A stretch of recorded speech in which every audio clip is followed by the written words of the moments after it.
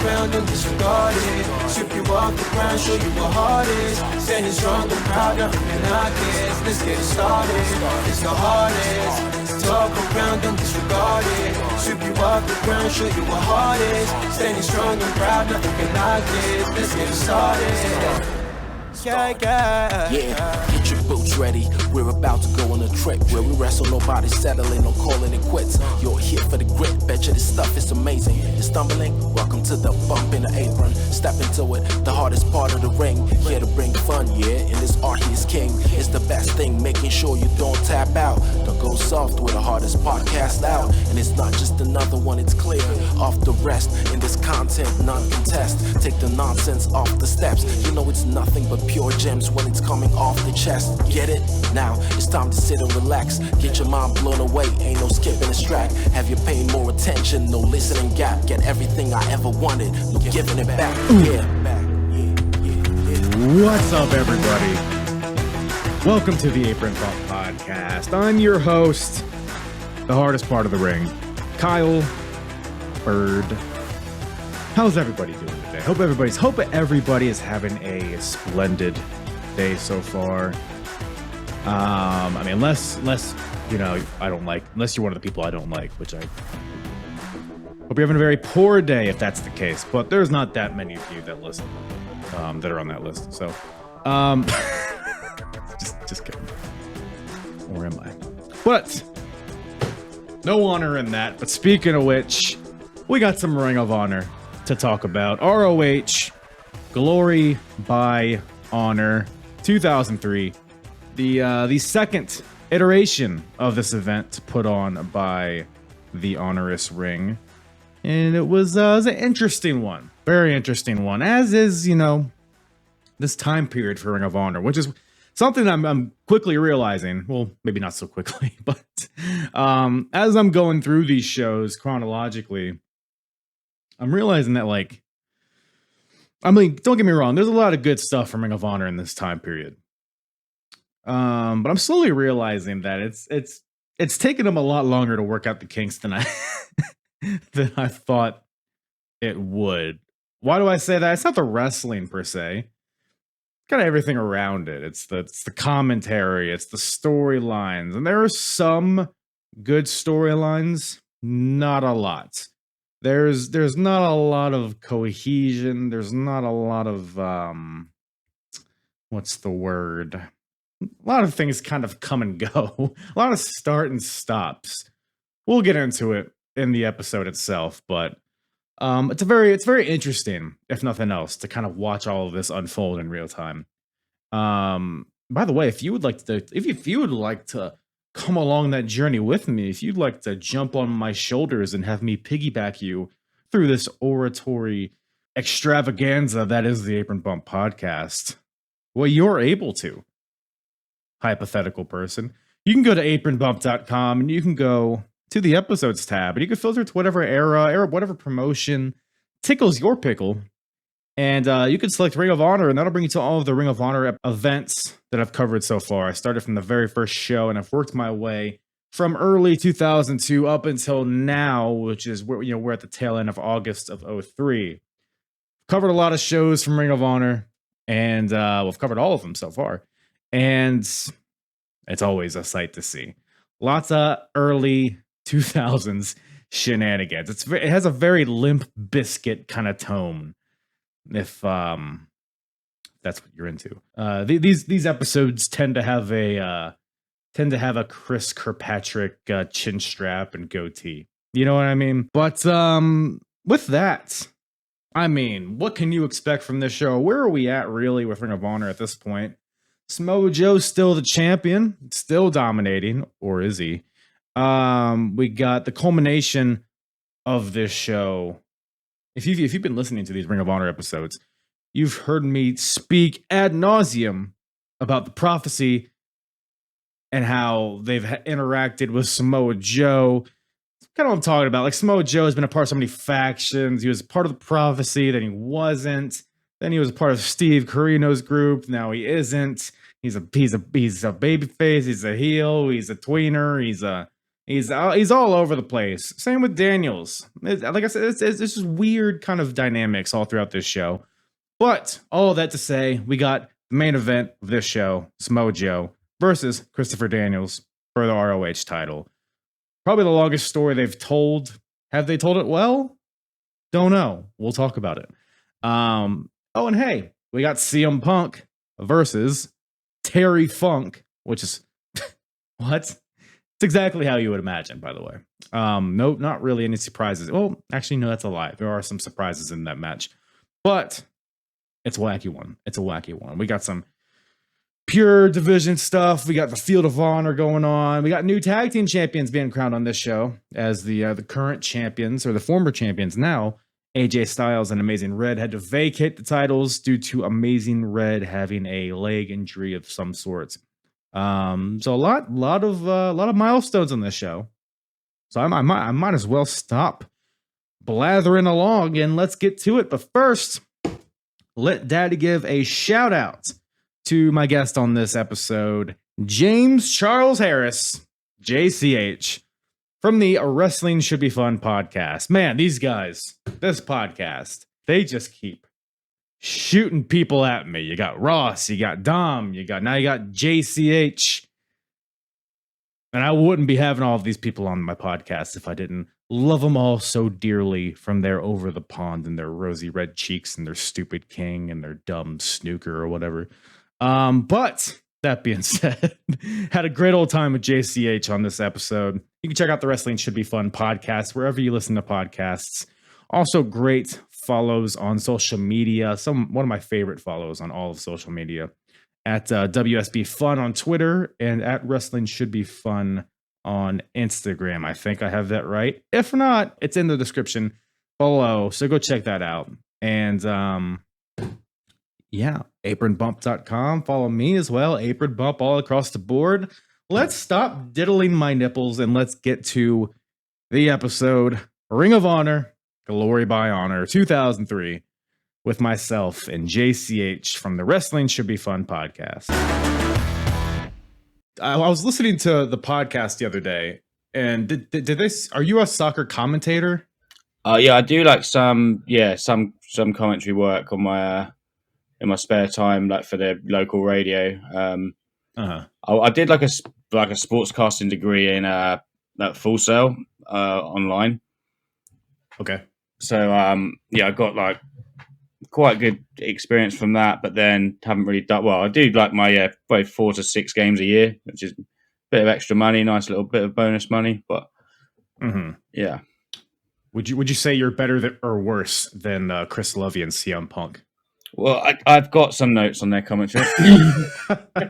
All positive, I'm sure, right? It's a mixed bag. Yeah. It was something. I mean, a lot to get into with this show, but I mean, first of all, so you said you're the one that gave Dom all the DVDs, right? Yeah. So you're obviously a big fan. Were you watching like during this era when it was going on? So yeah, because I was trying to work it out. Like, I mean, I remember like first hearing about Ring of Honor on a radio show in the UK. I think it was when Punk and Joe had their first 5-star match, and then sort of went back and bought a few DVDs. Like I got the first couple of DVDs, and then I think pretty much got everything from about Reborn, definitely, through to the end of the Punk era. It was a Punk thing, and I thought I've got to stop spending all this money at some point. But and sort of his last match was sort of my ending of buying every DVD, and then was out of Ring of Honor for a while until I went to the Mania in New York, and we went to the Ring of Honor show there and sort of got back into it. I'm not as hardcore since then, but yeah, I'm kind of the same way. I'm kind of in and out of Ring of Honor, but I mean, this show here, it was before my time, but I've been watching all the shows in chronological order up until now. So, but yeah, man. So Glory by Honor 2003. We'll dive into all the matches and stuff. But overall thoughts, did it meet your expectations? Yeah, it's interesting. I think it was just a little bit before. I thought there was maybe a lack of a sort of real standout singles match. I did enjoy the main event. I did enjoy that. And you had this sort of punk match wasn't like his like greatest in ring stuff. I thought it was a good sort of story and furthered his sort of the Raven work. About I was trying to work out exactly where that was. So I've definitely seen the Raven matches before, and I couldn't work out if I'd seen this show back in the day. My memory's not great. But yeah, this is right off the heels off of their cage match, and then they had the dog collar match before it. So it's like I think it seemed like it might have been the end of the Punk and Raven thing. I'm not sure though. Yeah, I feel like they seem like they must have one more something, but based on the way that unless they sort of just end the story like that, which would seem a bit strange if they've just sort of picked their own opponents. Yeah. That's normally what you do before they face each other, isn't it? Rather than that. Yeah, I had the same thought because I mean, Gabe Sapolsky, obviously the commentator, he and there's a lot of cases where he does this because obviously he's the booker, so he knows when feuds are going to end and what's going to happen. And he kind of implied during one of their matches on this show that this might be the end of the feud here. So it's like, well, maybe it's because look, they already had a steel cage match. They had a dog collar match. It's like, where else could they go with it possibly? But you might know more than me. But I'm not familiar with other matches. No, I say because I remember there being the dog collar match. I think that's sort of remembered as the best of their matches. Yeah, for sure. And then so they did the cage with the Clockwork Orange match. Was that the same one? That was like a month after. I think. So that's the second one. So yeah, I got a feeling there's one more, but because it would have seemed a strange way to sort of go out on this. Yeah, with Terry Funk. Yeah, it's a weird Tommy Dreamer. Exactly. But yeah, I pretty much agree in terms of this show. 2003 is a weird one for Ring of Honor because it's almost like they're still kind of figuring things out. Like Bryan Danielson isn't around a lot. He's not on this show, and he hasn't been on any of the shows recently, really. Samoa Joe still, I mean, it's still blonde Samoa Joe, so I feel like that made my notes. I mean, this dude was wearing a skirt on the last show. One of the, I mean, he had like his tights, but he had like the wrap around. So he's still like figuring himself out a little bit too. So it's definitely still a work in progress. And I agree. There wasn't really, to me, a match on this show, other than maybe the main event, where I'd be like, oh, you got to go watch this. There was some good stuff on this show. And it was fun seeing Punk and Terry Funk go at it. So a lot of wacky stuff on this show. But also, it was sort of like, I mean, I saw the runtime. It's because I thought, it's 3 hours show. I'd be fine to get that in. It came at like 4 hours 52. And I was sort of like, how am I going to get this in? And when I got to the mail, I was like, there's no way Joe and Daniels are going an hour and 45 minutes. So right. I had the same thought. Yeah, it was like over an hour left when the main started. And I was like, oh, is this going to be like a 60-minute fucking draw or something? Is like, oh, but it wasn't because, the way the show was formatted is, so by the way, this is the last show in the Murphy Rec Center, allegedly. I think they do come back a few times. Do you know? I wouldn't know the history of the venue. Sorry, it wouldn't be my forte. I didn't know how hardcore you were. Yeah. Don probably would know that. His details are a lot better than that. Right. Yeah. Recollection for details a lot better than mine. Yeah. But yeah, for at least full time, this is their last show in the Murphy Rec Center, which is like where they started. It's where pretty much every show in their first year was, with the exception of a few. So throughout the show, they're showing like flashbacks to moments that have happened in this venue. So like and I kind of like glazed over them because I've seen them before. Yeah.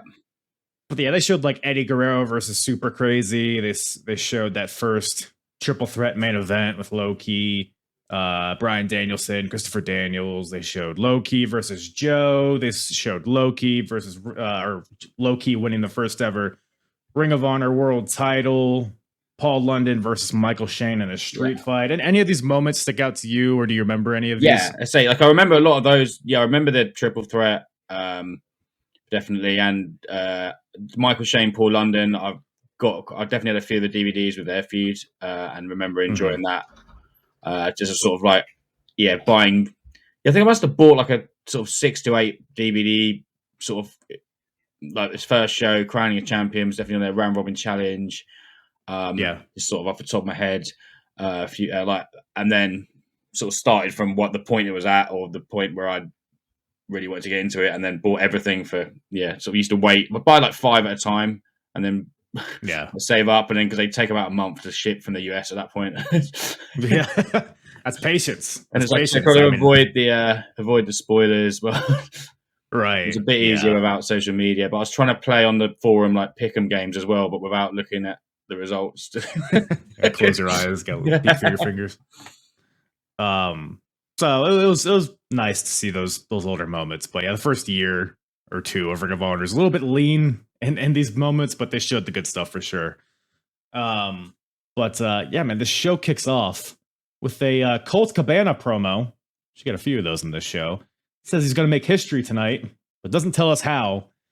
And by any chance, did you watch anything after the main event? No, I literally finished about 10 minutes ago. I was trying to. I did too. Yeah, I did too. Don't worry. I was trying to watch it. If they go back, they went back into the backstage to see if there was anything afterwards, and there was. But then there's like a. It said there was a showcase. I think there's like the dark matches they played as the last hour, I think, or the last 45 minutes. So I thought there didn't seem to be like a post-match promo. If there was, I missed that. But no, yeah, they did show dark matches after, which I kind of like. Again, I kind of like skimmed through them. There was I mean, the only one worth maybe watching is a 4-way. It's Roderick Strong versus Alex Shelley versus Jimmy Jacobs versus Josh Daniels. The matches, I mean, it's more just for like to see where these guys were early in their careers, more so than like the quality of the match, because they were still young green guys at the time. But it was interesting to watch. But before those dark matches, so in between the main event and the dark matches, there was a Colt Cabana talk show called where'd I put it? Hold on, we're gonna find it.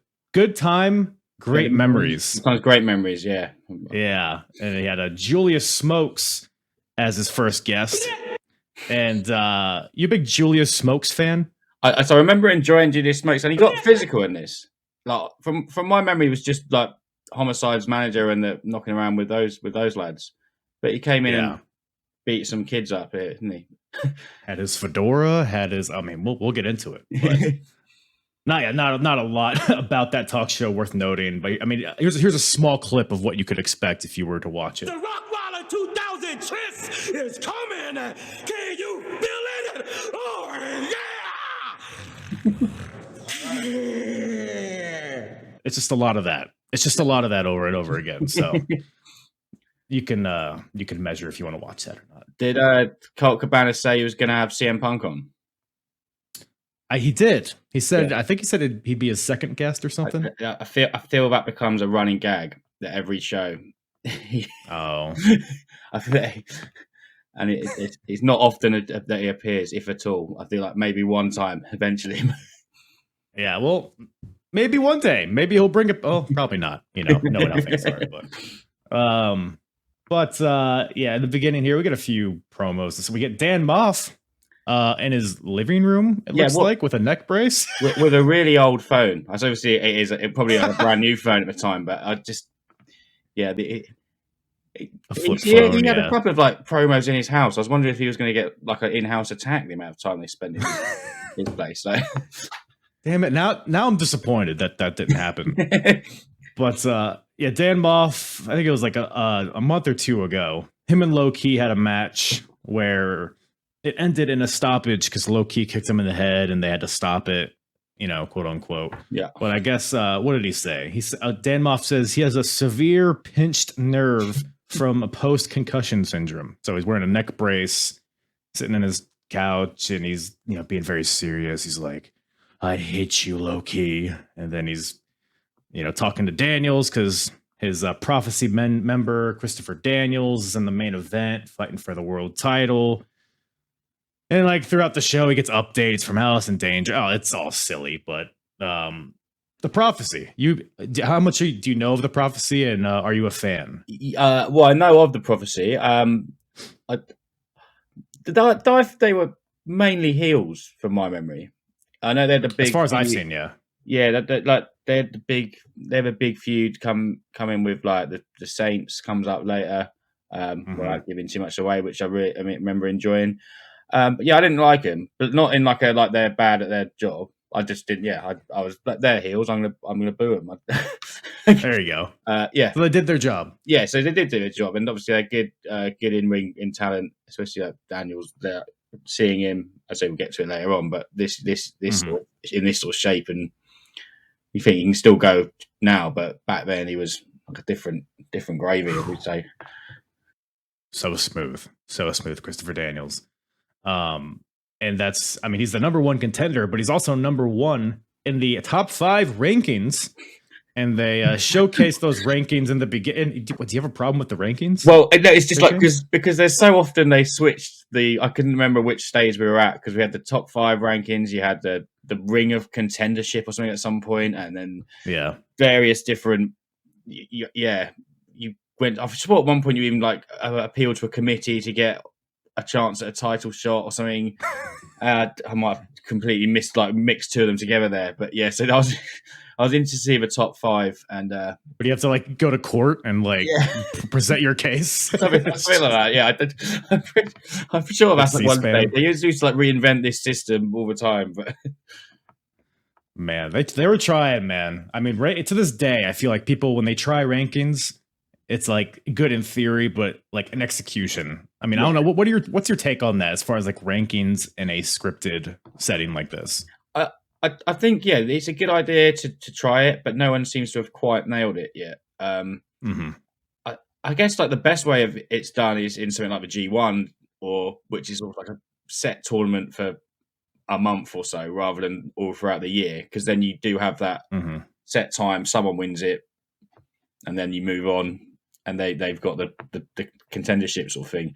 I think I think you want the wins and losses to matter to an extent, but also I think the storytelling is sort of more prominent in creating a good product. So it's sort of trying to find that balance, which people struggle to do since this day. Yeah. It's like if they want somebody to fight for the title, they're going to get there, whether there's rankings or not. But to your point, it does make other like there's like the 4-way on the show had no stakes to it, but you had the underlying thing of like, oh, whoever wins is going to shoot up in the rankings. But it's whether it's implied or it's like a real thing like this, I feel like it doesn't matter. But yeah, and then you had that, and you also had the rankings, and you had the Field of Honor going at the same time with some of the same people in it. And so does the winner of the Field of Honor are they number 1 in the rankings, or is it like a different thing? Yeah, that was what I couldn't quite work out. They're very vague about the stakes of the field, because for anyone unaware, the Field of Honor, it's a round robin tournament. It's like the G1. It's like a mini G1. It's 2 blocks of 4, I believe, and the winner, I guess the winner's faced. I don't know how that pans out ultimately, but yeah, they're like they're always like, ooh, whoever wins this, well, they're gonna be main eventers. It's like, okay, I guess. But we'll get into that we'll get into that now. So we got a Field of Honor Block B match. We got Jimmy Rave versus BJ Whitmer. And before we get into the match, you got to note that CM Punk is on commentary. And boy, howdy, is he not afraid to bury people on this show. I don't know. I guess him and BJ got a thing going, like a mini feud maybe, because he's just shitting all over BJ Whitmer in this match. He's like, BJ will have like a chin lock on Jimmy, and Punk's like, oh, he's got the wrong grip. He can escape that. Or like he's calling them underwhelming. As in general, thoughts on the commentary on the show? Well, yeah, I had a lot of I had my first note was Punk's just slating BJ Whitmer, and I've never been a BJ Whitmer fan, but I thought it got to a point where you're not really getting anyone over here. To be fair, he did put Jimmy Rave over, but I'll come down to another one of the matches. It's just like the whole which match was it? So I think the Teddy Hart TJ Wilson match was just CM Punk talking about, and Chris Lovey talking about Terry Funk the whole match, and it was sort of like you just lost yourself in the match a bit. Even the Xavier Walters match, he's just still slating BJ Whitmer. He's not even there. Yeah, and this opening match is like, well, I'm not in the Field of Honor, so this obviously doesn't matter. He's like, okay, well, I guess I'll go fuck myself then for watching this. But yeah, it's the commentary, not just Punk, Chris Lovey, Ray Morrow. they can eat a bag of dicks. Like I hate listening to these guys commentate. Like Gabe, he's just like he like functionally is a good commentator, but he's just so loud and so like just brutally like he just keeps going and going and going. And he's like running out of breath, and it's like it takes away from the matches a lot of times because he's distracting. Oh yeah, so but. It's like if there was like an option to turn off the commentary, I would do it. If you need this sort of the Japanese commentary or like, yes, that's not a bad idea actually. Just have it loud playing somewhere else. Yeah. But yeah. So Jimmy Rave, BJ Whitmer. It's a decent little match here. You got some power moves from BJ, throwing out some lariats. Very Hangman Page-esque. A lot of his offenses. Well, I believe. Young Hangman, and this is a long time in the future, was in the, but they were not in the faction with BJ and Jimmy Jacobs, or he was like their sort of young boy type. I swear, one of the shows I went to, he was getting pissed off by being the young boy and getting the kick-ins. But I'm sure it was definitely Whitmer. I'm sure it was Whitmer and Jacobs at that point, and someone else maybe. But like they were sort of like OG group, and they had Page as a young boy, so maybe he did pick up some stuff from there. Makes sense. But yeah, and BJ's throwing out some pretty nice power bombs, and Rave is doing his chain wrestling, which I feel like is his forte. He does like an arm trap suplex. What was the sorry, apologies. So I'm not a great move name person, but he does just before he does the Shining Wizard out of the ring. He did a sort of like I've called it like an apron backwards stroke type thing. You're stroking who now? An apron backwards. I did like Jeff, it was almost like a Jeff Jarrett stroke, but like the opposite. And it was right on the apron. That move was awesome. I don't know. You'd be able to your word for give it a better name, but yeah. But it's just before when Whitmer's on the outside, he hits that big Shining Wizard off the apron. But the move he does to him onto the apron is that was a backward apron stroke. I like it. Something like that. I'll run with that. But my God, the finish of this match, BJ power bombs Jimmy Rave off of the top rope in like a Chris Candido fashion. So like standing on the top rope, picks him up, power bomb, and man, it was I puckered watching this because it was so scary. But he hit it and gets the win. So BJ gets the win. So I think the standings like BJ is 1-0, Jimmy Rave is 0-2. And Colt's in this block. He's 1-0. I think Dan Maff might be in this. I forget, but yeah, a solid little match. What do you think about it? Yeah, I did enjoy it. I thought I was impressed with Jimmy Rave. I don't remember I remember his work a lot when he was more of like a heel in the Kingdom. But I made note of Kingdom. What was the faction? The Embassy. No, Embassy. So, he had a. It's like a multitude of like different suplexes, which looked some like quite good offense. And I'm guessing he must be quite young at this point, or quite new to the roster, because he had some sort of like thing going on with AJ Styles, and he kept being a bit of a dick to him after the match. But yeah, because I guess AJ is pretty young here too, but he definitely appears like the senior to Jimmy Rave, so Jimmy must be way young. But yeah, to your point, and this has been kind of going on the past few shows. Jimmy Rave will lose a match, and then AJ will scold him. And I think in this case, he was like, "Why'd you put him on the top rope? Yeah, you had an arm bar in the middle of the ring. Why you gonna do that? You know?" So that's very accurate. So I guess we're gonna get a Jimmy versus AJ match in the future, which I'm sure will slap. But yeah, I'm in for that. Yeah, for sure. And we got a little Samoa Joe promo after that, basically building up to the main event, defending his title against Christopher Daniels. Joe cuts his promo. This is a weird one because you have Samoa Joe, because Joe is a great promo. He's cutting the promo, and then Ring of Honor in this era, they do this thing where they like get finished with the promo, and then they're like cut, and then they'll be like, okay, and then they like, get out of character, quote unquote. And all of a sudden, Joe gets like all meek and like, because Steve Corino walks in, he's like, "Yeah, great promo, Joe," and then they start talking, and Joe's like, "Okay, yes, sir." Like I don't know. What do you think of this? And are you a Steve Corino fan as well? I've never seen much of Steve Corino. I've never watched DCW. Just didn't really have access to it. And my main memories of him is him in Ring of Honor around probably about a year later or so, when him and Punk were interacting quite a lot with a sort of friendly rivalry / friendly tag team type thing they have going on later on. I did remember. I think it was later on in the show when they mentioned the group that Joe had sort of moved in. Yeah, I'd forgotten that Joe, because I remember he was started off as the Prophecy's assassin type thing, and then left him to win the title, and I'd forgotten about the group. But this is the group. I think we all have.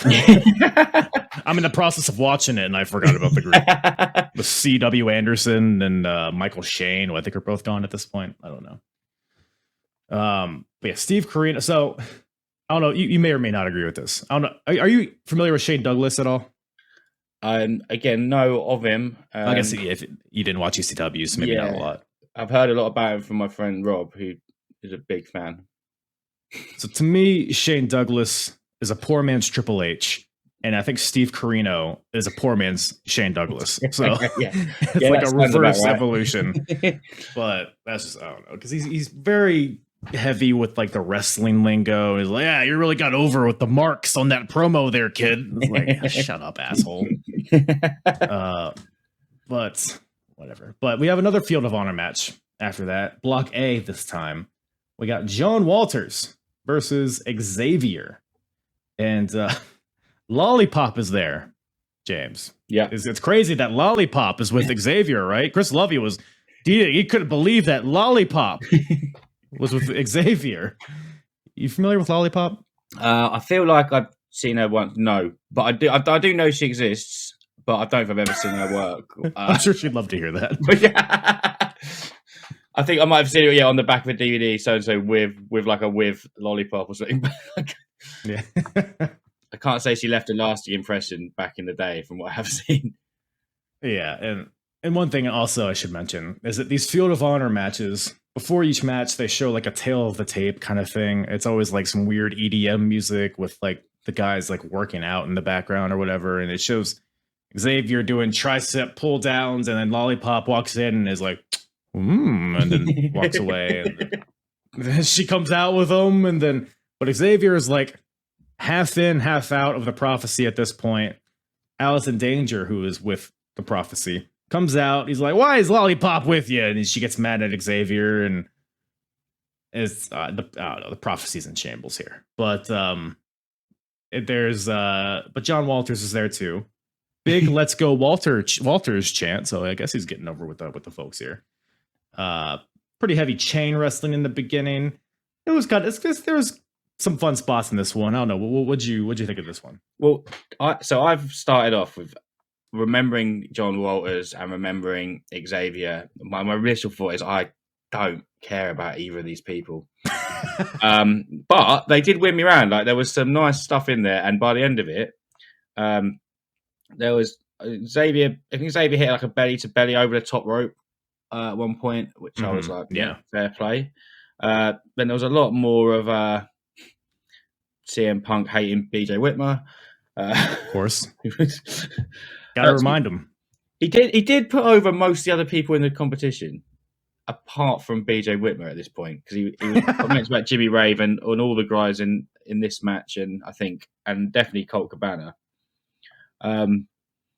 It got me, but the match did get me in, because, and to be fair to him, I'd gone in with very predisposed to just not be interested at all. So I thought they had a good little match here that did its job.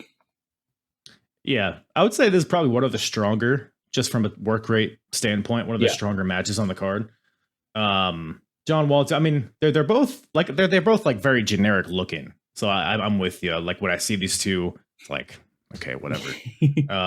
And Xavier, I mean, from what I've seen of him, he's very like there's some fun spots he does, and I appreciate his willingness to like risk, like high risk stuff. Like, there's one point where he does like so John Walters is on his back near the ropes, and then Xavier like runs up, like he like jumps to do like a split leg moonsault on the top rope, but he's like running towards it, and then does a moonsault, but he like misses. Do you know the spot I'm talking about?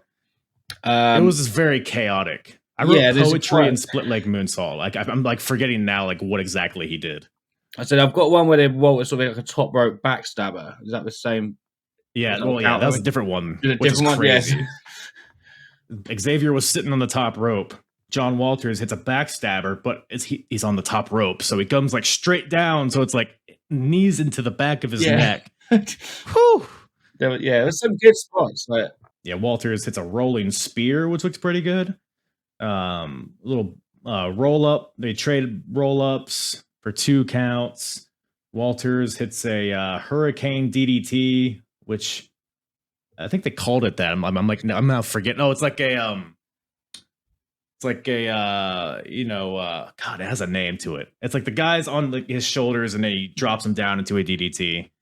So yeah, good spots here, but ultimately, with all these fancy moves, Xavier wins with a low blow and a roll up because he's a heel after all. So and leaves with lollipop. Of course, we can't forget lollipop. Chris Lovey was he was not happy with that, but and Walters, he grabs the mic. He's like, "This is Ring of Honor. There was no honor in that. It was a cheap victory. I don't respect you." And then it's whatever. So John Walters is 0-2. Xavier's 1-0. But then anything else on that?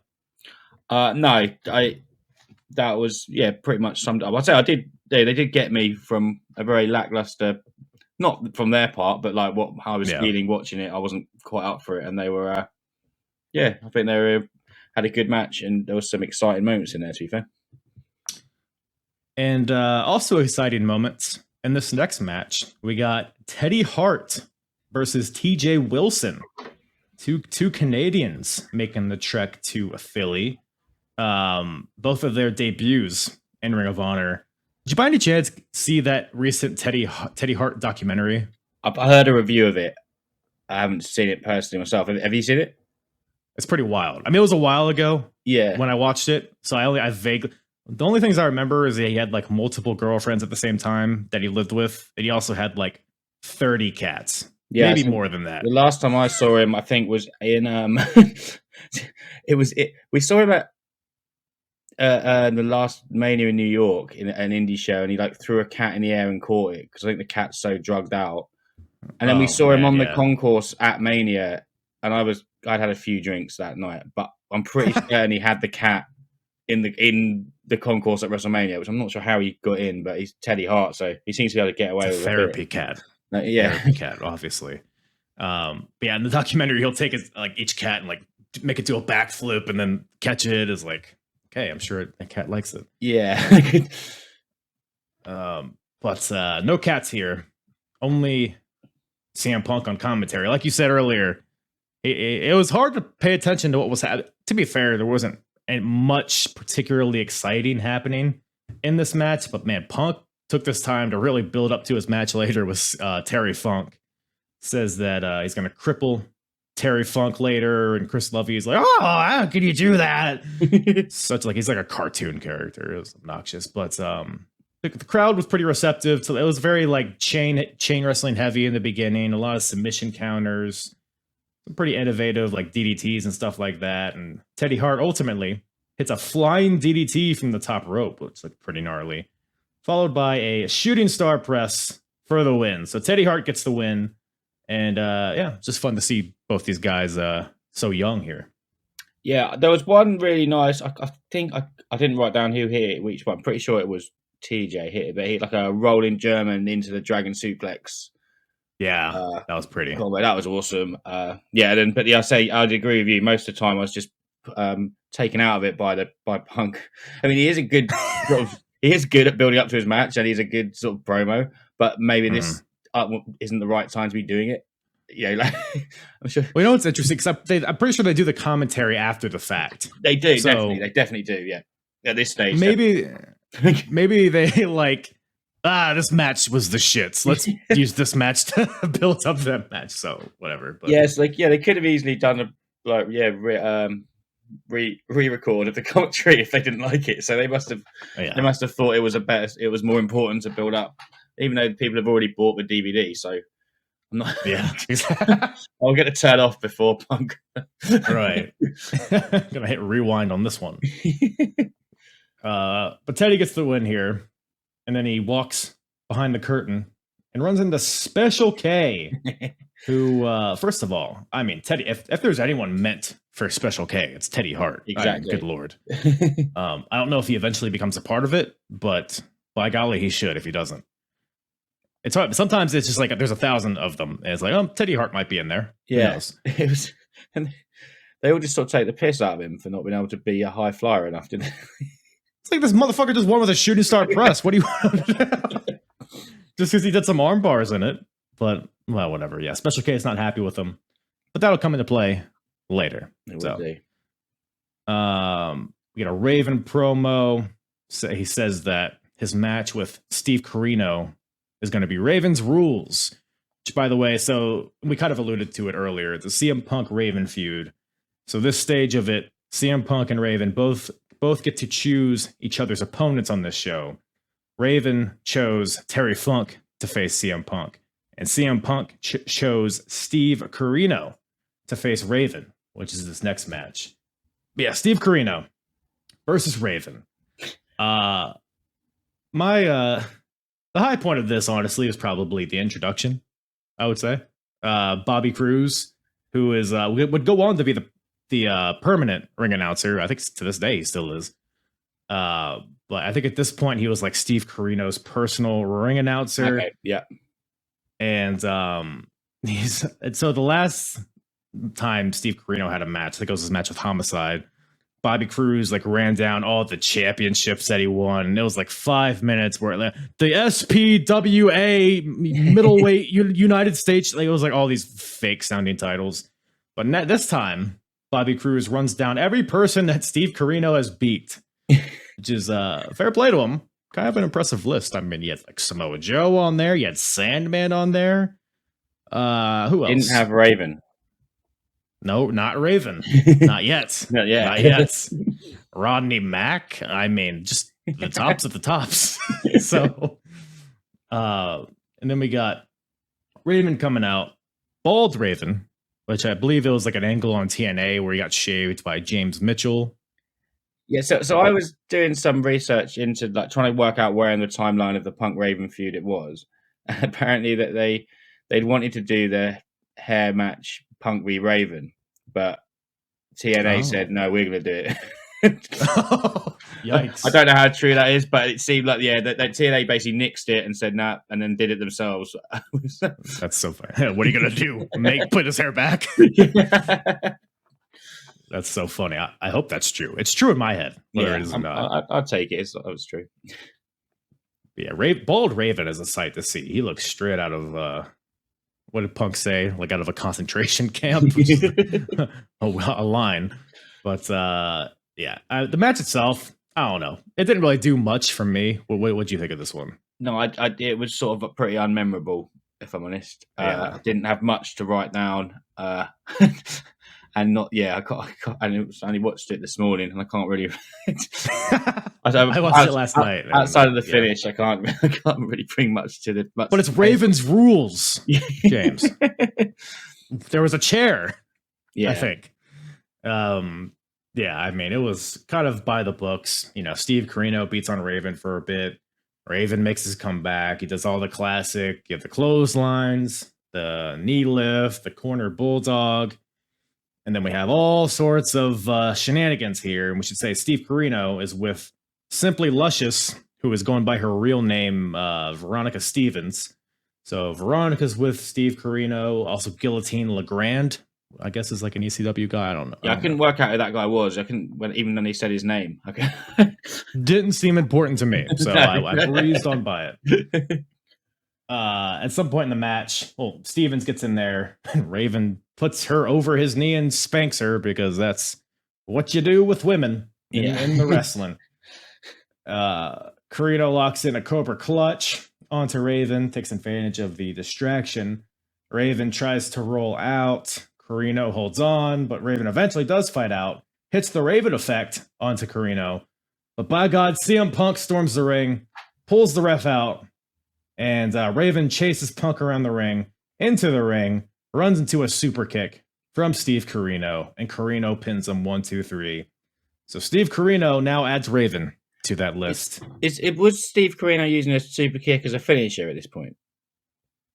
I guess. I wasn't really sure. Yeah, it just seemed like quite even with the distraction, just that one super kick seemed a little soft to put him down, unless it's his finish, and fair enough. But I wasn't familiar enough with Steve Corino to know his finisher.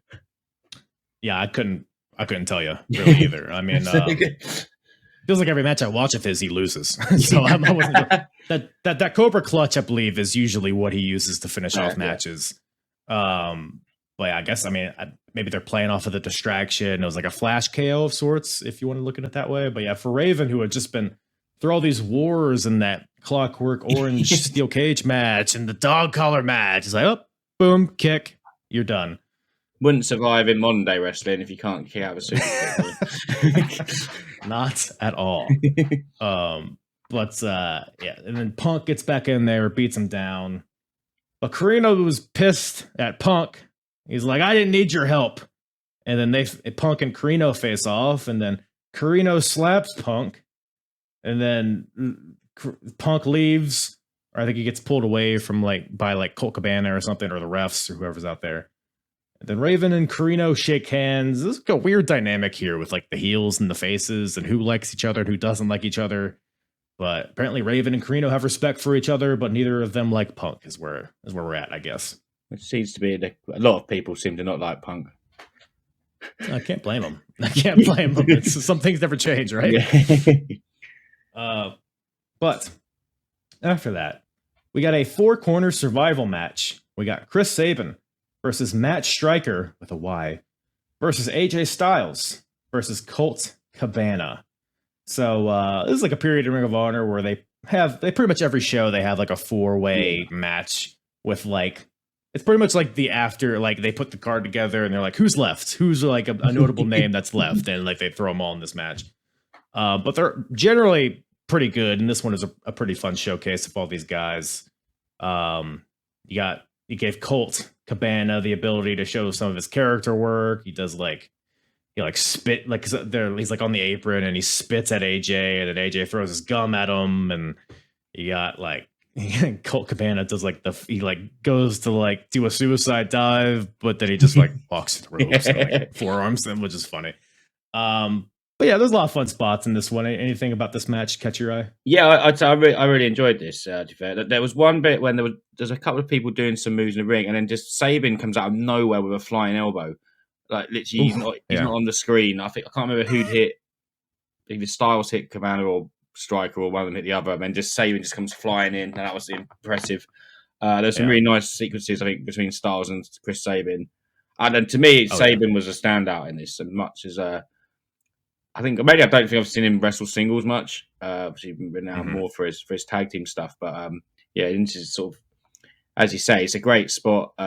These sort of matches to showcase people and to get them a bit more exposure to the audience. I can't work out how much Sabin had been in. I don't remember him being in ROH so much when I was watching. I might be completely wrong, but I thought he was a standout for me personally.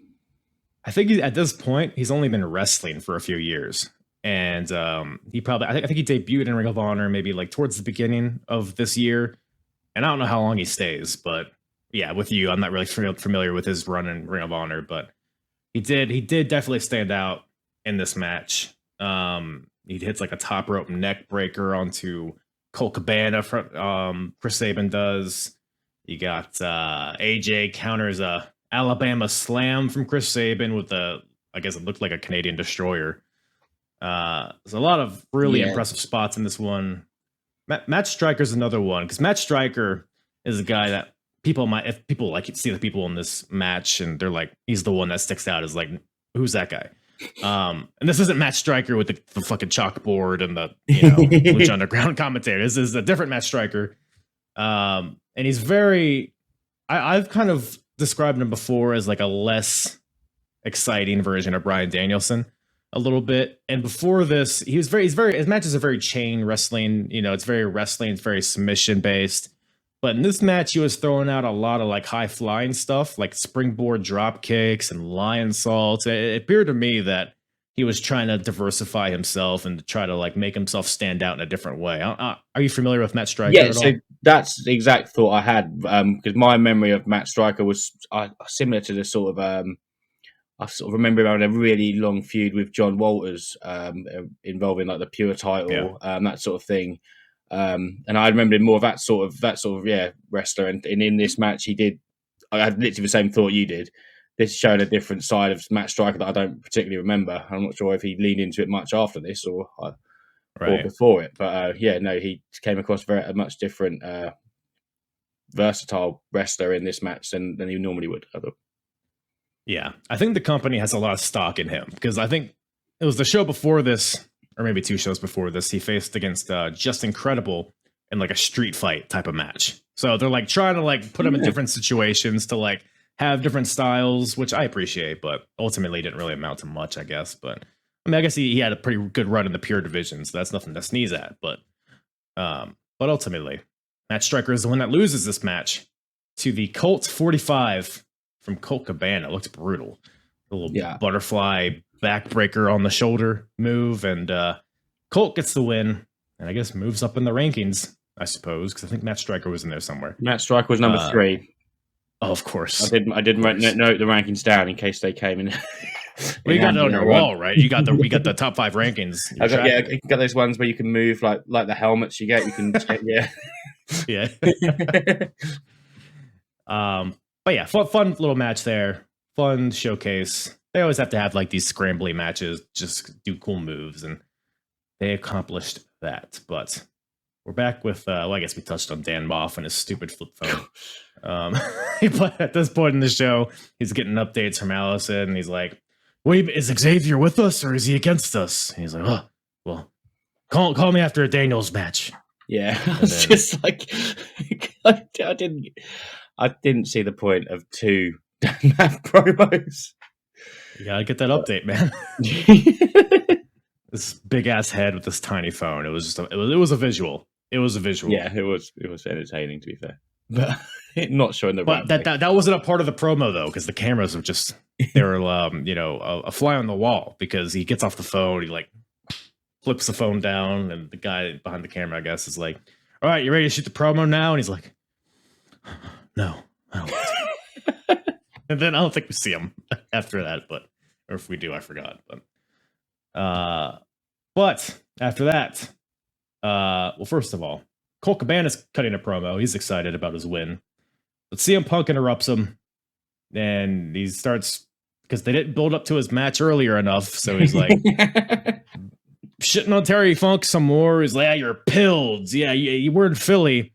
You're a god here because they love all the drugs that you do." And it's like, okay. I mean, CM Punk, I mean, promo wise, well, I guess there's some other names on this show, but I feel like CM Punk was just so much better than everybody else in terms of promos, especially in this era. Yeah. There was one line, something like, he's talking about like beating the odds, beating the gods. So I like, he's got a little way with it, hasn't he? I mean, and when it's in a position that it needs to be, I said I'm one of the biggest CM Punk fanboys. So I've even said anything negative about him is surprising me, but yes. But no, yeah. But I think when he's actually cutting a promo when he's meant to be, I thought, yeah, he was really good. And we got a couple of them in the show, didn't we? We get another one later on, but we do. Lucky us. So at this point, so the tag team champions before the show were AJ Styles and Amazing Red. But Amazing Red had to get like knee surgery, I think it was. So he's going to be out for over a year, according to commentary. So they are putting on a Ring of Honor tag team title gauntlet, which is the next match. We got, we'll run through it as we go through the match. Didn't invite AJ Styles to be in it with another partner, did they? Yeah, that's how they won it too, because it was going to be AJ and Paul London facing off against whoever. I think the Prophecy were the champions. But then Paul London was injured, so he got Amazing Red to fill in, and they won the titles. So it's like, why couldn't you just do that again? Bring Paul London back, maybe. I don't know. but it weirdly starts off as a 6-man. So we got I couldn't work out why this. I mean, apart from to get Just Incredible on the card, maybe, but yeah, that's really what it was. You got the Carnage Crew, which is comprised of DeVito, Loke, and Just Incredible, versus the first Special K team. There'll be another Special K team later in the match. This first one, I think it was Angel Dust, Deranged, and Hydro, right? Yeah. Sure, might as well be. Jay Lethal was knocking around, wasn't he? You know? It's Jay Lethal and all the other guys. Yeah. Punk. And Punk doesn't know their names either, by the way. He's like, who's this guy? He has to keep asking Gabe. I give Jim Ross so much shit for his current commentary of not knowing the product. But like, and this is Punk doing the same thing in post-production as well. So I don't know what that is. He did do an impression of the Count at this point, which when the other guy was not even talking about the match, and just in the background you could just hear Punk counting suplexes like he's on Sesame Street, which did make me laugh. Yeah, just incredible, pulling out the 7 amigos. And like you said, Punk's like 1, 2, all the way to 7. He's just punch drunk in the commentary booth, I guess. Yeah. But yeah, the Carnage Crew, Special K. The feud writes itself. It's like the white or the blue collar guys versus the young kids with their parents' money. So the feud makes sense and it's fine for what it is. And I guess this is just furthering that feud here. There was some more. I think was at this point there was some more problematic 2003 treatment of women. Was there? Do tell. When they pulled Becky Bayliss in, or was it when the Briscoes had got in by that point? I'm pretty sure it was here. And they pulled the Becky Bayliss in, and then Chris Lovey's like, "She's a slut. Spending her daddy's money." That's actually from the last show. So they do this every show, right? Well, look at that slut. Every time they reference her, it's like, "Oh, it's that slut Becky. I bet she's had a lot of sex before this." It's like, yeah, fine, really. Well, not fine, but. No, you co-signed it. You heard it here first, folks.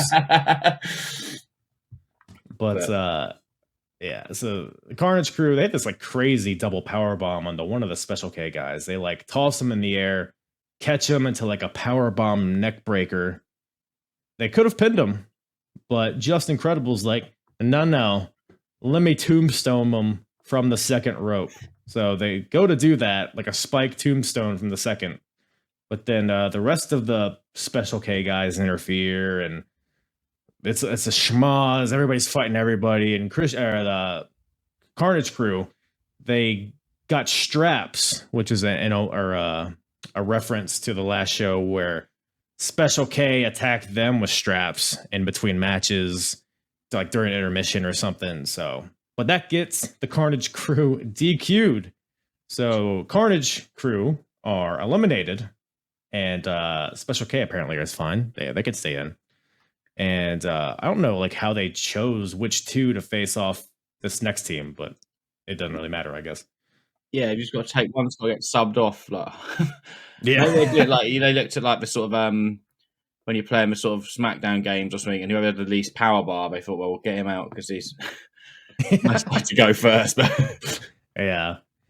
But the Briscoes are in next. Because it's the gauntlet match, and so first the Briscoes are in, and commentary is like, yeah, Jay Briscoe's gonna face Joe for the title in Baltimore. It's like, okay, you're gonna spoil the main event, I guess. Yeah. Yeah, they did that a few times too. But like Homicide had a promo where he's like, I'm gonna face you for the title, Joe, in a month or whatever. Samoan Joe, he called him. Yes. 3 He's times. Not wrong. He's not wrong. He is Samoan Joe. Yeah, Briscoe. The Briscoes are in. Always love seeing the Briscoes. It's fun seeing like the Briscoes and Jay Lethal here going at it. Very young versions of them. That would be a staple of Ring of Honor. The beard. Oh yeah, dude, and the singlets and it's just crazy. Punk they hit put over the Briscoes quite a lot. To be fair. I guess if you're not BJ Whitmer, he's willing to do that for you. Or Special K. Yeah. Well, to be fair, He just didn't know who Special K was, so he might have put him over if he knew. But yeah, they hit a springboard J driller onto Jay Lethal, and that gets them the win here. So this the first Special K team is eliminated, and then out comes Dunn and Marcos, the Ring Crew Express.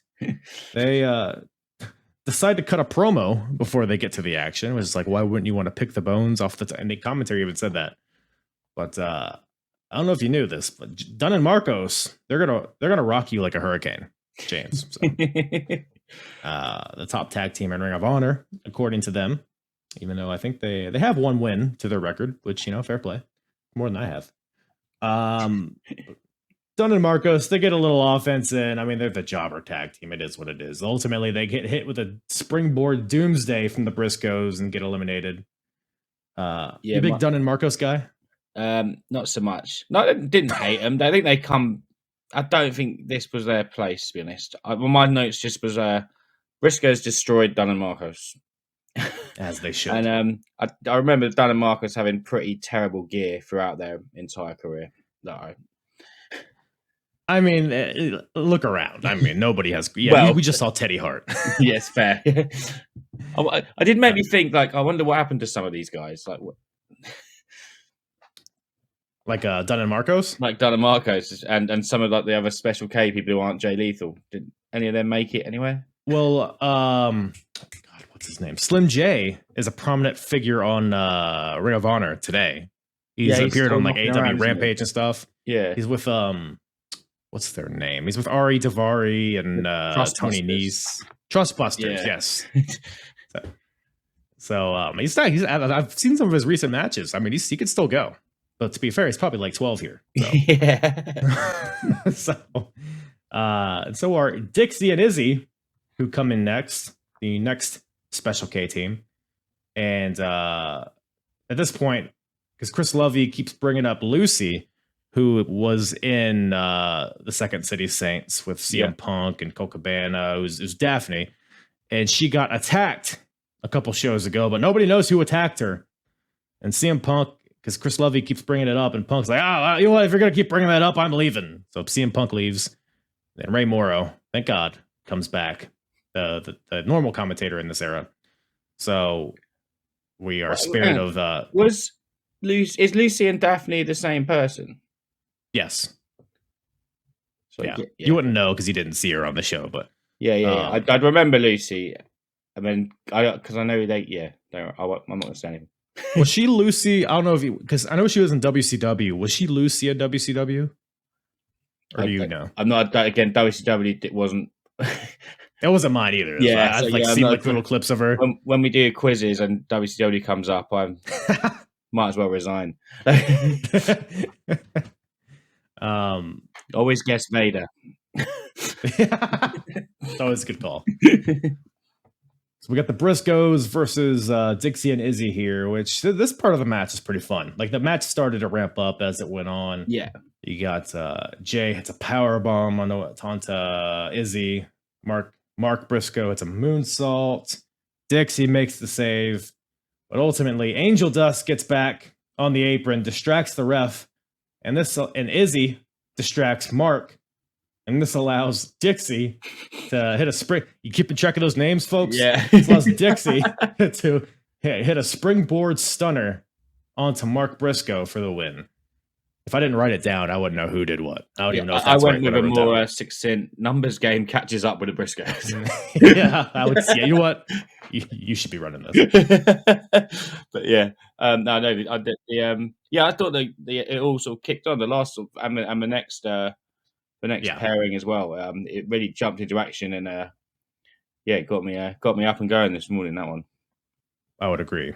Yeah, and this brings out the Backseat Boys, who are the final team. So the finals of this is the Backseat Boys versus Special K. And I'll tell you, I would have been happy just seeing these two just have a 1-on or 2-on-2 match. Because this last couple minutes was awesome. I mean, any spots in this last little like sprint catch your eye? Again, I went with just a sort of like pace double teams and dives. This is a hard one to take notes on. It was, yeah. Sure. I'd say that I'm not a great note taker, as you might have be figuring out. As it's sort of, if I'm trying to watch, I struggle to get everything written down, and it's just sort of did what caught you sort of thing. But yeah, I did really enjoy it from a match point of view for certain. Yeah, for sure. Backseat Boys, Johnny Cashmere, Trent Acid, so good. You got Johnny Cashmere, he does this UFO into a TKO, which looked gnarly. Cashmere, he jumps out onto the outside, onto all of Special K, except Dixie, which leaves Dixie and Trent Acid to go at it in the middle of the ring. And ultimately, the Backseat Boys hit the dream sequence onto Dixie, which is I'm trying to keep him straight. It's a series of moves. It's a drop kick, drop toe hold, kick to the face kind of thing. Special K, they fight back. They do this I don't know how you call it. They have Cashmere like a baby in between them. Then they throw him backwards and drop him right on his head. And they go for the T gimmick onto Cashmere, which is the Backseat Boys' double team finisher. But Cashmere breaks it up, and him and Acid hit the T gimmick onto Izzy, which is like a choke slam, but under the arms kind of deal. And they pin Izzy with it. So we got new champs here, the Backseat Boys. And yeah, any other thoughts? We kind of covered a lot of it, but any other thoughts on this gauntlet? Yeah, I really enjoy it. And because going into the match and trying to sort of, from studying Ring of Honor history and doing, name all the champions, I was thinking the Briscoes would kind of come out with a win here based on who was in it. I did too. And then, when they went down, I was like, well, Special K can't win. But I didn't seem to remember Backseat Boys runs. I'm not sure how. Maybe it's a short one. But they did that. But they looked great today, and they were so over. And just the pace and energy they came in. Obviously, coming in at the end of a gauntlet, you can come in fresh. But I thought they were really impressive in this one. Yeah, like you, I had no idea they had a run. I know Carnage Crew eventually wins the titles, I believe, and obviously the Briscoes. So my money was on one of those two. So I was very surprised by this. But there might be a Ring Crew Express reign in there. I hope so. Talk dirty to me. Well, if not yet, then someday. Yes. Book it, Tony Khan. Then we got a Homicide promo after that. At this point, he's in Japan fighting for 0-1, so he's on excursion for a bit. So that's why he's not on this show, which is a shame because Homicide's so far he's been the MVP of 2003 from what I've seen. So definitely a missed presence on this show, but he's a part of the Rottweilers, which is a faction that's getting off the ground here with him, Julius Smokes, Slugger, and Benny Blanco, I believe his name is. I don't know if they build off of that, but that's kind of what they got going on now. And that's basically what Homicide's kind of solidifying here. And he's also he's mad at Low Key because Low Key was like, why are you running with these? I'm sorry, he's like, yo, why are you running with these thugs? you where you come from? Be ready. And then Homicide's like, yo, you disrespected me. And then he challenges Samoa Joe as well. So a lot going on in this promo from Homicide. Well, I just put, it seemed like a bit of a rambling all over the place promo. It wasn't concentrated on, he was going after Loki, but he was going after Samoa Joe. There's a lot of Julius Smokes chat. And it just seemed to be very unconcentrated and skipping around all over the spot. And it's like he was distracted. It's like he was watching TV, and then somebody was like, "Hey, cut a promo real quick," but he was trying to focus on the TV. he wasn't all in it. But it was a strange one because I'd say Homicide going on is something. Yeah, I think you'll enjoy his work. If you enjoy what he's done already, I think he'll only go on to be to bigger and better things as you go through this journey. But yeah, that one was a bit of a weird one. It was something. But speaking of bigger and better things, Alexis Lurie is on to bigger and better things, going on to WWE to become Mickie James. So this is her last appearance for Ring of Honor. Gary Michael Capetta is in the middle of the ring, Alexis comes out. Streamers hit the ring. The crowd is chanting, just chanting for her. So everybody clearly knows this is her last show. GMC's like, before you're, he's basically congratulating her for going to WWE. Crowd's chanting, please don't go. So they clearly, because even the state of women's wrestling at this point is pretty dire, but Mickie James has had a few pretty good matches so far in Ring of Honor. I mean, the only good matches in Ring of Honor from the women have involved her. Yep. So she's made her presence in the time she's been there, but as Alexis is thanking everybody, Special K interrupts because we haven't had enough of them. And it was pretty bizarre. They like gang up on Alexis. They go to like hit her with a chair. Or no, I'm sorry, they don't hit her with a chair. They just like gang up on her. And then Joey Matthews makes the save with a chair. So the story here, because Joey Matthews was in Special K, but I guess he left for rehab, which I don't know if he actually went to rehab. I know at one point he did, but I don't know if that's how they wrote him off. But I guess he's back now, and he no longer does the Special K stuff, so he doesn't like those guys. So he's in there to save Alexis Lurie. He runs them all off with a chair, and then Alexis kisses him. They make out in the middle of the ring, and then Joey Matthews clotheslines the shit out of her. It was my biggest laugh of the show watching this. It was just unnecessary. They Special K, they grab Alexis, they hold her arms behind her. Joey Matthews has a chair, he's gonna whack her in the face with this chair. And then Slugger comes out, who was also a former member of Special K, the bodyguard of them. But the last show, he kind of left them hanging, but it's kind of up in the air. Is he with them? Is he with the Rottweilers? But Slugger gets in. And then Joey Matthews is like, hey, all right, Slugger, you hit her with the chair. And then Slugger ends up knocking out Joey Matthews with the chair. Julius Smokes, Benny Blanco, they storm the ring. The Rottweilers run off Special K. Julius Smokes is wearing a fedora. And a lot going on here. I don't know if he's trying to be slick or what, but and Julius Smokes, I'm realizing as I'm saying this how ridiculous this is. Julius Smokes calls for the bell because he can do that, I guess. Now he's a referee and he determines what the matches are. Hijinks is in the ring from Special K. Alexis is in there, so her and Hijinks have a match. Alexis wins with a reverse DDT, and then Slugger puts her on his shoulders. And that's all I got. Thoughts? Yeah, it was an interesting turn of events. Yeah.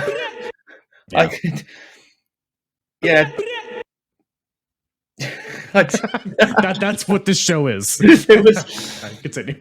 I don't feel like Hijinks is going very far in his career based on this. You're not a big Hijinks guy? He didn't look great. He did one good move, I think, at the start, and then just looked out of his depth. And Alexis carried him to a nice squash.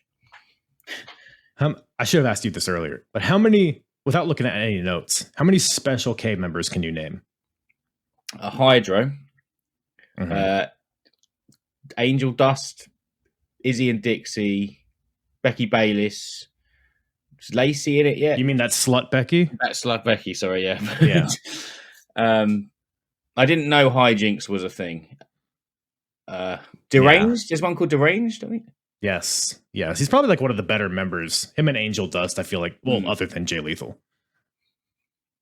And Cloudy. There's Lit. There's I could just say any word. It would sound true. But yeah.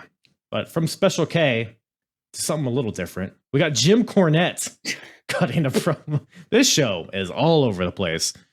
But Jim Cornette, it's a pre-record promo. And so a few months ago at Wrath of the Racket, Jim Cornette made an appearance on Ring of Honor, and he basically endorsed the Prophecy. He was their manager that night. And then the Prophecy basically made a fool of him. They turned on him. I think Samoa Joe had to make the save or something like that. But Jim Cornette's still pretty peeved about that. He's like, a prophecy. I'm coming back to get my revenge. And I forget how he worded it, but he was like, I've had more main events than you guys have jacked off. Yeah. Or something. It was something, yeah. It was... It'll sound better in your accent. Yeah, it was something like, he said... He used some line that Ric Flair had said to me, like, I've had more women than you've had... I've had more title reigns than you've had women, to somebody. And then and he went with, yeah, I've had more than you've performed self-gratification or something. And yeah, I heard about you in the showers, Daniels. High score. Which made me think, it's like, is that a real story? There's got to be some truth behind that. It was a, I hadn't heard that one before. Again, I'll believe it. Yeah, so I guess Jim Cornette is going to be, he says he's going to be in Baltimore, I think, which I don't know if that's the next show or the one after it, but he'll be there soon. Thank God. Next match, the co-main event here, I believe. We got Punk versus Funk. CM Punk versus Terry Funk. Doesn't sound like a match that actually happened, but it is. And so again, this is Raven chose Terry Funk to face CM Punk. So that's why the match is happening. The match, I mean, you said it earlier, there's not a lot to this match, and how could there be with Terry Funk being 87 years old? Yeah. I will say though, CM Punk came off like a star, I felt like, between his entrance and the promo he cut before the match. It felt, you could tell, I guess with hindsight, we have the benefit of that, but you could tell he's like the star among all these people on the roster right now. Yeah, definitely agree. I thought, a really good promo from Punk. Coming into starting off just about Funk. You retired the first time when I was 4. What are you doing here? Like, and just leaning on that quite a lot, and just making a point that it wasn't about the win. He just wanted to cripple him, basically, wasn't it? Yes. Yeah, he was like, I don't know if he said it in the promo or if it was just on commentary, but he's like, I'm going to attack his knees. So he can't, so yeah, like you said, he's crippled. And that does come into play here. But before we get there, Terry Funk's like trying to do the Ring of Honor thing, and he's doing some chain wrestling in the beginning, which is pretty much just like... Can I just put out the Terry Funk as he came out, and you hear someone in the crowd go, where's the music? He's like, I don't need any goddamn music. It just comes out with no music, which I quite enjoyed. That's badass too, yeah. Yeah, I was like, where are they at? I mean, Funk was talking shit. I mean, not talking shit throughout the match, but like Punk would like be beating on him, and Funk would be like, "Oh, you bastard! Oh, god damn!" Like the whole time, which is hilarious. Yeah. There was a lot of talking in the match from both sides. I think just Punk came across as like an absolute dick. I thought it was brilliant in that. And then just waiting for him to get his comeuppance at some point. The inmates are running the asylum here because Julius Smokes can make matches, and also apparently Punk can change the stipulation because they're in the middle of they're fighting on the outside, and then Funk's down, and then CM Punk grabs the mic. He's like, "This match is now a hardcore match," and then drops the mic. He's like, "Okay, I guess it's a hardcore match." Chair shots from Punk. Terry Funk's like, "God damn, you son of a bitch! You can't hit harder than that." Yeah. And then he hits him again. Terry Funk's like, "Oh, ow, shit." So you asked him. Funk. I mean, there's a table spot. There's a table spot here. There's a table ringside. Terry Funk suplexes Punk off the apron through the table, but Funk doesn't fall off the apron. Thank God. It was at this point when I started my Terry Funk bumps chart. How many bumps will Terry Funk take in this match? Because I felt there might be 0, but there was 1. They got to 1. He missed that moonsault, which I counted as a bump. Oh God, yeah. That Terry Funk. Because I'm watching this early on. Funk is moving very slow. Like even when Punk is through the table, he gets down there and he like gingerly grabs his head and like smashes Punk's head against the remnants of the table. It's like, okay, we're moving in slow motion here, but It's Terry Funk, so it's fine. We got like spinning toe holds in the middle of the rings. It's like, okay, it's gonna be that kind of match. And like you said, all of a sudden Terry Funk just busts out a moonsault from the top rope. A pretty nice looking one. Very misses. And then I think because they like trade submission. Oh no, he hits the moonsault, hurts his knee. It's a great sell by Terry Funk. He's like, oh damn! And then Punk sees it. And I love like the desperation from Punk because he went out there to hurt his knee, and now he's like a shark seeing blood. Attacks the knee. He takes the chair, smashes his knee over and over again, locks in a figure 4. And then Funk reverses. They go back and forth a little bit there, but then then Punk locks in the figure 4 one more time. Funk grabs the ropes, but Punk does not release. Because he doesn't care about winning, like you said. He just wants to cripple him. So this gets CM Punk DQ'd, but Punk doesn't care. Colt Cabana comes out. I didn't even think about that. That's just like, why are they rope breaking? Well, hey, maybe they denied CM Punk's request for a hardcore match. Maybe that's what happened. But yeah, Colt Cabana comes out. He puts his own figure 4 on Terry Funk because he's a dick, I guess. Bald Raven comes back out, makes the save. So does Tommy Dreamer. Randomly come. I guess Terry Funk's there. You got to have Tommy Dreamer as well. Raven's quite late to the party here. He lets the man he's put out there, this old 58-year-old whatever man that he's made go out and wrestle. He lets him get beaten up post-match for quite a while before he turns up, which I feel was a bit of a dick move from Raven. Yeah. I mean, you could... Just him putting Terry Funk in this match is kind of a dick move. Good point. Yeah, young CM Punk, but whatever. Tommy Dreamer's here at least to make sense of all this. He throws Colt Cabana in the ring. Raven, it's the Raven effect on the Colt. Terry Funk hits a stunner onto Colt. And then Tommy Dreamer cuts a promo. He's like, you thought I wouldn't be here when Terry Funk's wrestling in Philly, and thanks to fans and all that. So it was a cool little moment there. I mean, ultimately, this is all for nostalgia, and I think it served that purpose. And I was fairly entertained by a good chunk of this, I think. I'd agree. Yeah, I think it did what it had to do. And so often in that sort of scenario, you'd see the up and coming star get beat, and which would have been. I mean, I'm not saying it would have hurt Punk. He was on a bit of a hot streak on his way up.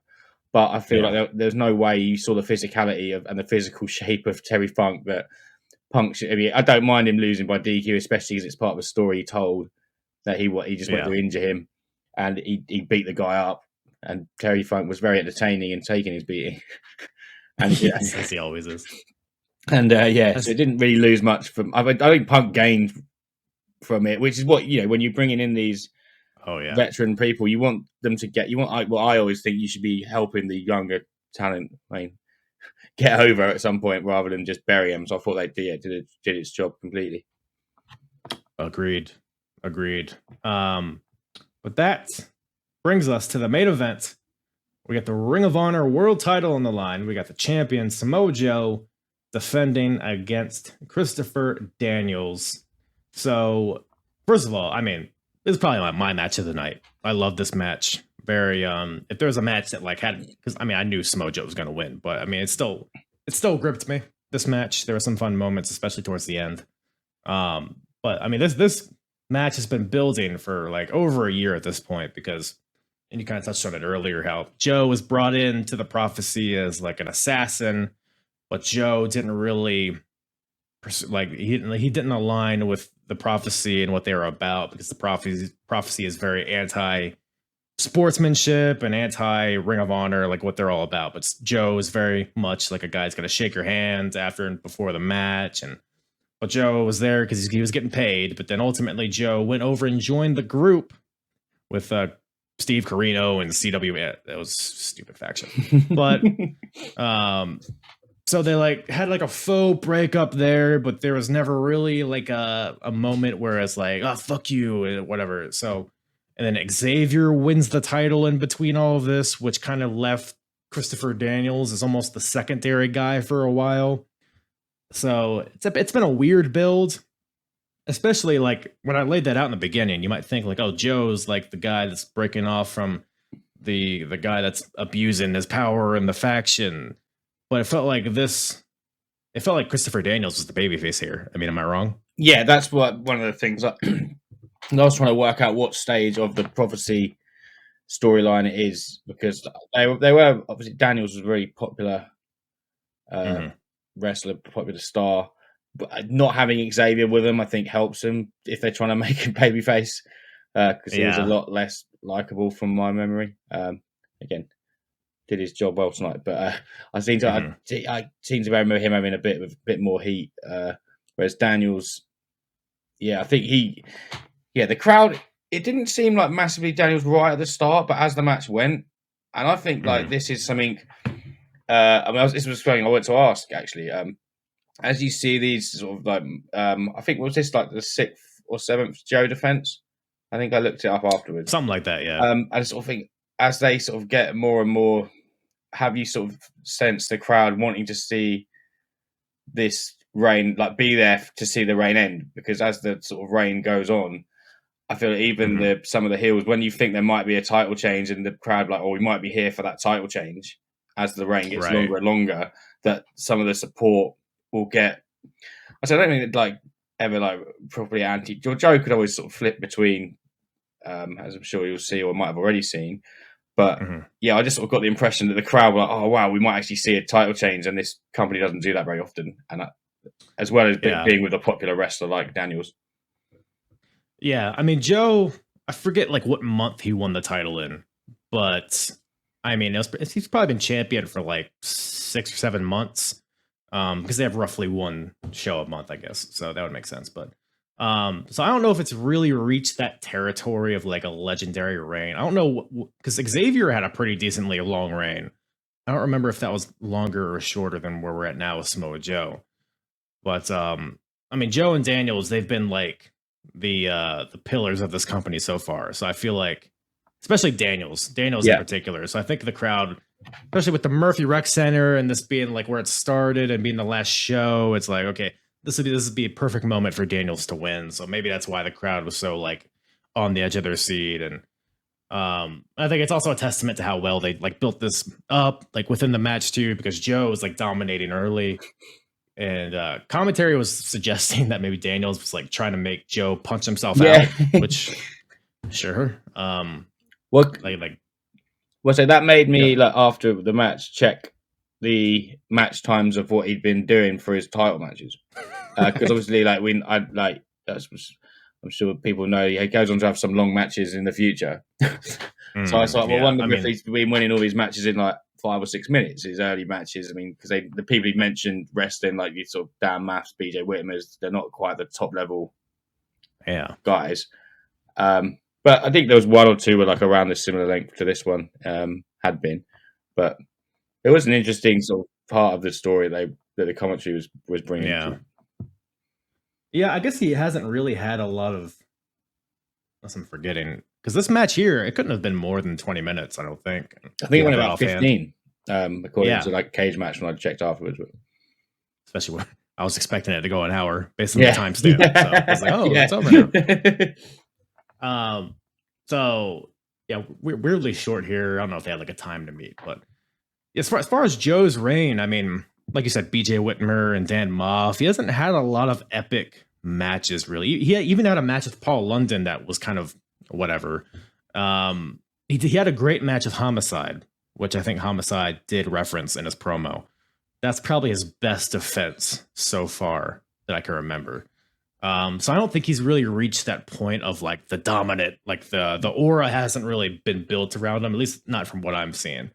So I think we're still very early on in that, but I mean, he's, being consistent with defending the title, and early on, it wasn't always the main event. So he did seem quite sort of like fun loving at times in this match, with stuff like him, smiling with the face wash, tried to face wash Alice in Danger, with a sort of shrug. You're in here.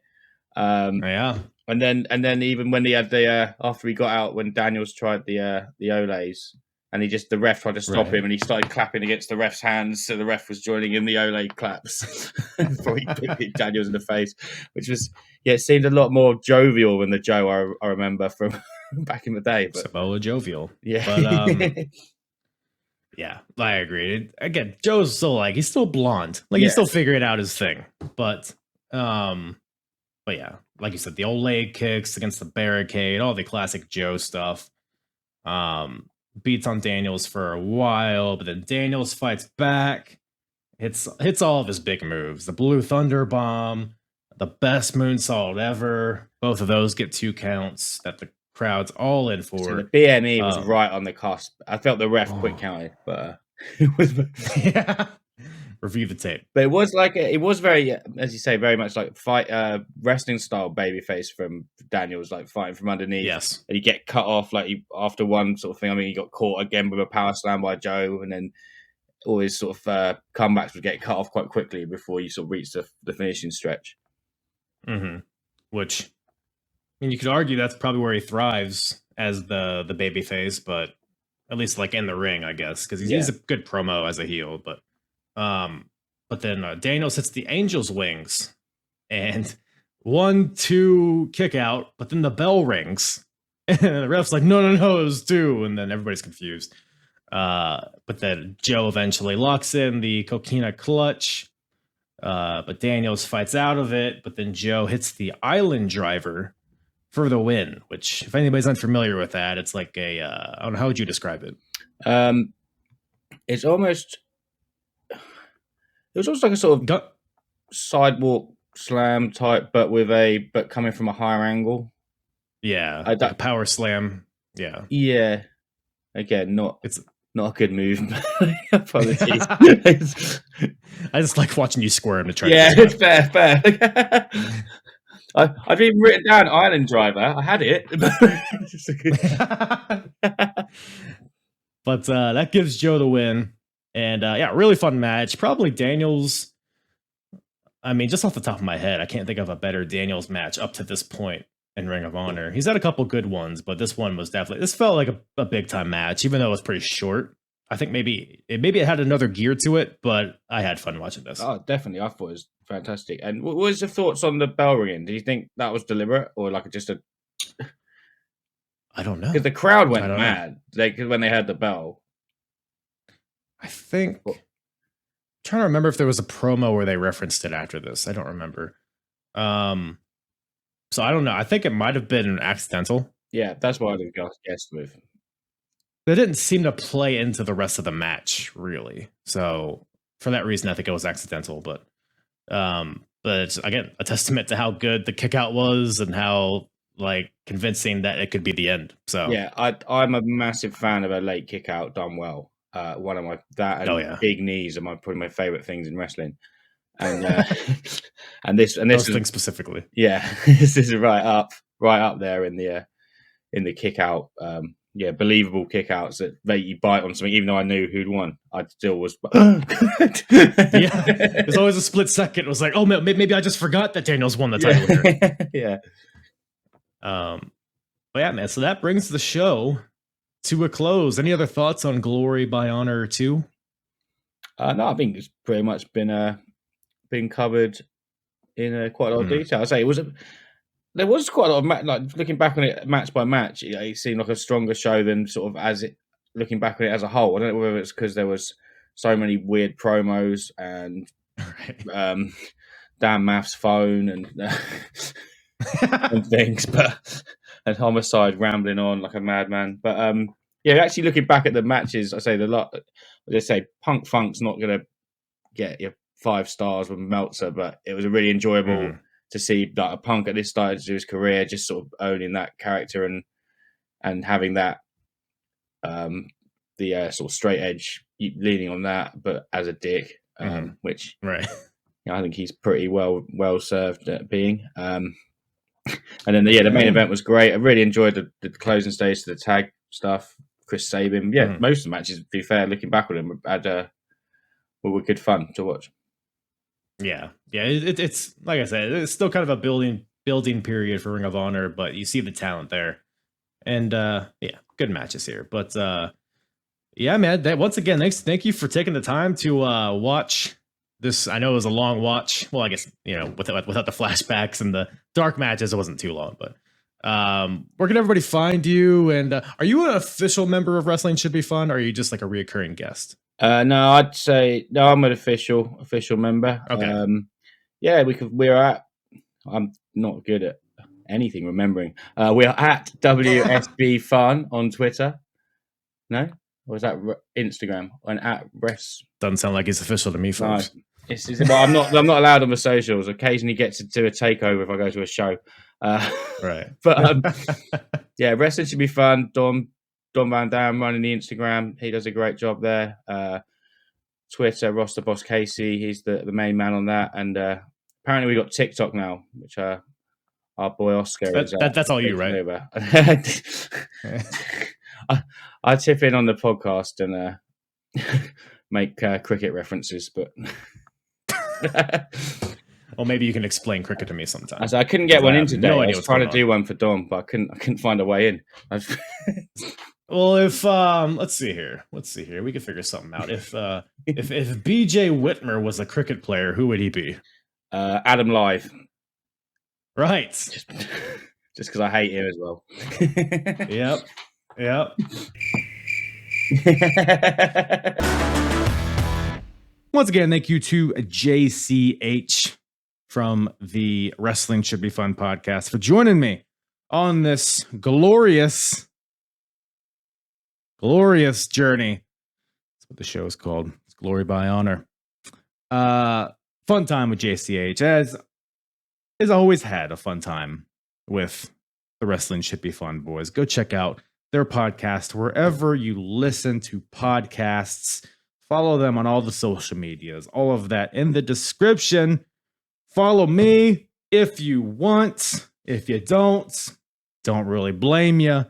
At Apron Bump everywhere. Twitter, TikTok, Instagram, Facebook, Chatterbait, Grinder, Scruff, Touts, all of that stuff. Find me there. And I think that is about all Daddy has for you today. Thank you guys so much for listening. I love you all. I